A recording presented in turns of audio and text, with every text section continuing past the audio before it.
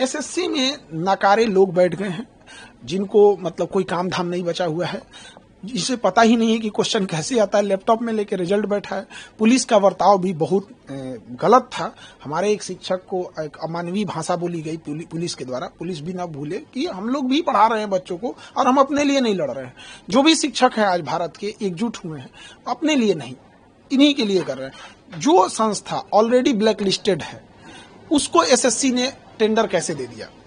मध्य प्रदेश में एडीक्यूटी को black listed श्रेणी में रखा जा रहा है। अब वो एडीक्यूटी यूपी और बिहार में एंट्री मारने के लिए सोच रही है, तो उसे यहां भी रोकना चाहिए और उस पर दोबारा विचार करना चाहिए कि बच्चों के भविष्य के साथ ना खेले। एक अंतिम सवाल है खान सर, पूरे देश में भी जितने भी वो प्रोटेस्ट चल रहा है एसआईआर को लेकर, चाहे वो पार्लियामेंट को लेकर और विपक्ष सभी लोग कर रहे हैं कि क्या लगता है जिस तरीके से चुनाव आयोग में जो ये समय भी चुनाव, बिहार में भी चुनाव भी साल है यहाँ पर, तो खान सर का क्या रहेगा एसआईआर को लेकर? देखिए, चुनाव आयोग हो गया, सुप्रीम कोर्ट हो गया, ये जो संवैधानिक संस्थाएं होती हैं ये राजनीति और पार्टी दलगत चीजों से ऊपर होती है, तो इनको कहीं ना कहीं इससे देश का भी साख जुड़ा होता है, तो इन्हें स्वतंत्र रूप से काम करना चाहिए और थोड़ा मीडिया को भी इसमें सजग होना चाहिए। क्या है कि मीडिया चुनाव से पहले ओपिनियन पोल दिखाने लगती है, तो आप जब 2 महीने से किसी चीज को दिखा रहे हैं कि ये जीतेगा, ये जीतेगा, ये जीतेगा, फिर चुनाव के दिन अगले दिन एग्जिट पोल दिखाने लगते हैं, फिर अगले दिन विश्लेषण करने लगते हैं। अब एक जो इंसान, एक साधारण इंसान घर में टीवी पे देख रहा है 2 महीने से फलाना पार्टी जीतने वाली है, जीतने वाली है, अचानक जब कोई दूसरी जीतेगी तो क्या बोलेगा?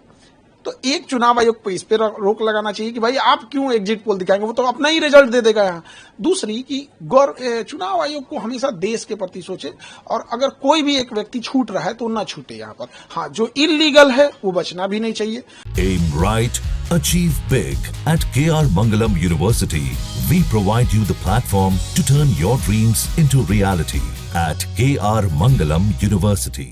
और जो योग्य है उसका नहीं करना चाहिए। अब चूंकि बिहार में ये समस्या इसलिए हो जाती है कि यहाँ पे बहुत सारे मजदूर पलायन किए हैं रोजगार के लिए, तो वो इतना जल्दी आ नहीं पाते हैं, तो ये एक बड़ी समस्या है। इस पे हमको लगता है चुनाव आयोग और सुप्रीम कोर्ट जो भी हो इसे अच्छे से इसे फाइनल कर लेंगे लोग। 65 लाख लोगों का बिहार में कटा है, वोटर लिस्ट से नाम कटा है।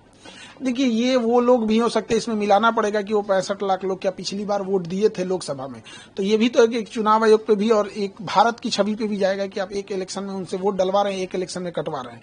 तो इसमें ये बात राजनीति और ये सब चीजों की नहीं है।